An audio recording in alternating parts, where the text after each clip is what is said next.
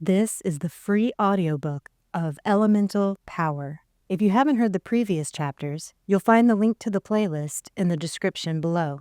You can start at chapter 1 or just pick up where you left off. Book 1, Shattered.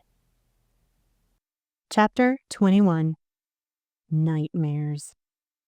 After regaining our breath, our clothes, and our composure, we left Candlewick's shelter and went into the room. The air was different in the large stone chamber, cold and foreign. I preferred the tent.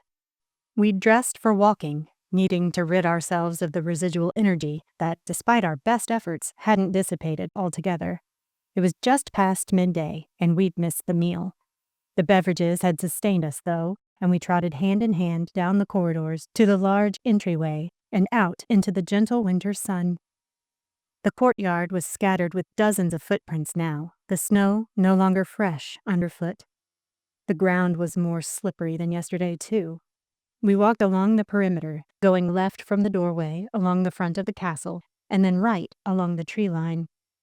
Our clothing was warm, but the air was so biting cold that my face went numb. The courtyard was enormous when strolling along the outer edge, and it was a lovely long walk. The trees shivered and dropped clumps of snow and ice beneath them. Snow was a new and magical experience for me, seeing the world all painted in sparkling white. I felt like even if I could remember all of my old life, I wouldn't be familiar with snow. I chuckled to myself, just experiencing the wonder of it all. Some out-of-place noises met our ears as we were nearing the end of the tree line on the other side, nearly back to the castle. It was the sound of people. Glenn and I glanced at each other and walked into the trees, toward the noise. We walked as soundlessly as possible, not wanting to advertise our disobedience if it turned out to be Gaia or a hostile gnome tribe. They weren't far in, about 30 feet or so, and sheltered under an enormous hemlock tree. The ground was drier and mostly free of snow beneath it. A layer of shed needles provided a soft bed for the lovers Peyta and Marlowe, locked in a passionate kiss. I felt like a peeping Tom and tried to pull Glenn back from the scene, but he was as fascinated as I was. It was the strangest thing I had ever seen. Peyta went from harmless humanoid to deadly fire sprite in flickers like a sputtering candle, one moment womanly, the next pure flame.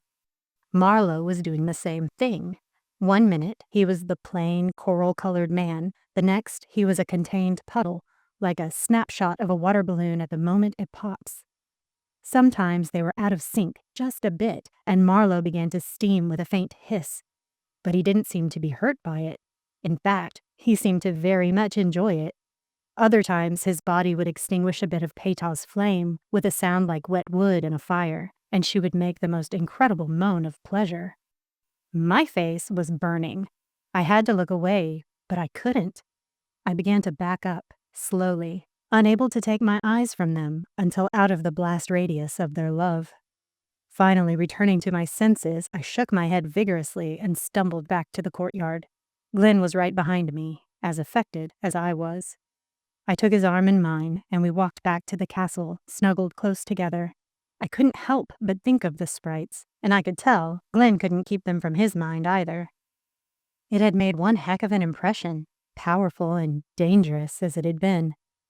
The castle seemed lifeless and dreary after our adventure in the snow. We entered our chambers as the sun was beginning to set, rays beaming in through the large window, filtered through the fabric of Candlewick's walls, casting a warm glow over us as we shared the evening meal. When the light had been replaced by a velvet sky full of stars, I wished that Candlewick would provide us a bath in that big copper tub of hers.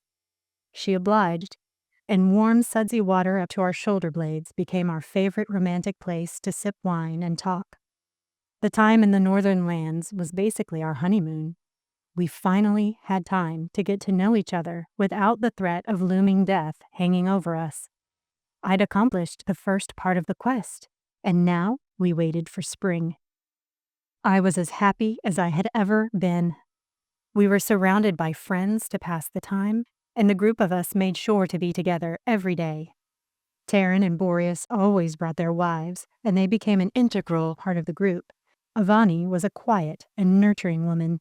She always tried to stuff us with cookies or pies made from nuts and exotic fruit. Aura was flighty, a bit ditzy, but quick to laugh and exceptionally genuine. Marlowe and Paytal went public with their romance, and I could hardly look at the two of them without remembering the extraordinary encounter we'd had watching their makeout session. I couldn't admit to her that we'd seen them. I was too embarrassed. The flashbacks of my past had stopped, but I'd begun having nightmares, images of the warlord haunting my dreams. He couldn't terrorize me in person, so he'd changed tactics. I could tell he wasn't going to make my job easy, but I was committed as much to fulfilling the prophecy as I was to Glenn. Still, I was feeling more than slightly disturbed as the days stretched into complete cycles and our time here drew short. I had been putting off sleep, waiting until later and later in the night to close my eyes. It was nice having all this time to connect with Glenn, but he was beginning to worry. I began to wake up later in the mornings, bleary-eyed and grumpy.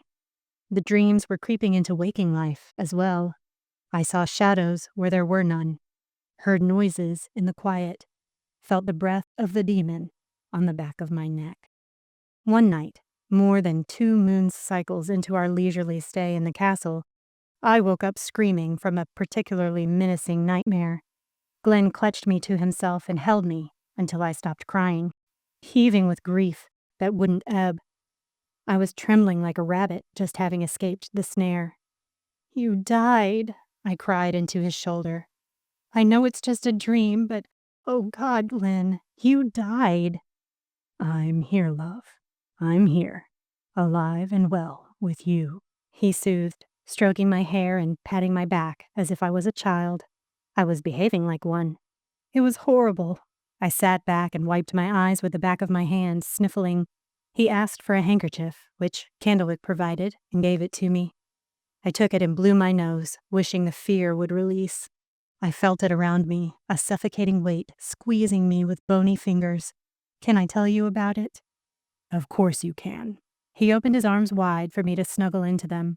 I did, and felt a tiny bit better hearing his heart thumping in his chest and the warmth that always radiated from him.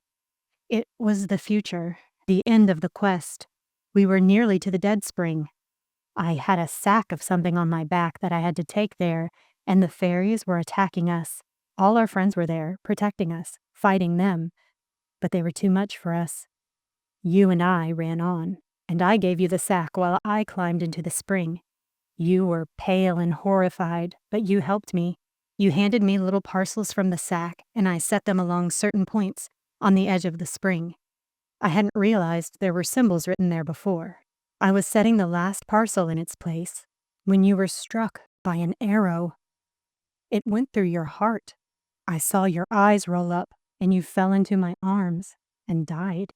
I couldn't go on. The fairies came at us in a frenzied wave, and the arms of the dead spring came and pulled us down. Oh, Glenn, I am so scared. He shivered, seeing the scene play out in his mind's eye. "I'm still here, Alana. Maybe it was a warning. Maybe you saw what could happen so that we could prevent it." "If it means I might lose you, I don't know if I can do this." "Don't say that, Alana. Millions are counting on you. There's no one else who can help us. You have to keep going. You have to finish the quest." I sat up and looked at him, trying to express the terrified anguish I'd just experienced. My mind couldn't tell the difference between dream and reality at the moment. He had died in my arms moments before, and I couldn't snap myself out of it. "I'm just telling you how I feel," I said, hopelessly sad. "I'm scared, and I don't want to do anything that puts you in danger." "I understand that completely," he said, and pulled me back in, comforting me. I let him soothe me. He started humming. The deep rumble in his chest was incredibly calming. "I need to see Worm." "First thing in the morning, I promise," he said. "But it's still very late, my love. Try and get some sleep."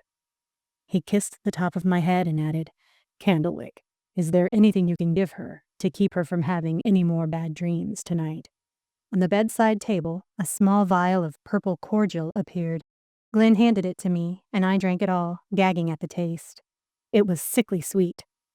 "Thank you," I said to them both, and drifted back into dreams that, while not sweet, were not terrifying. The memory of his death still clung to me, latched onto my heart like a parasite. It released venom that trickled into the dreams. They were anxiety dreams, upsetting but not unbearable.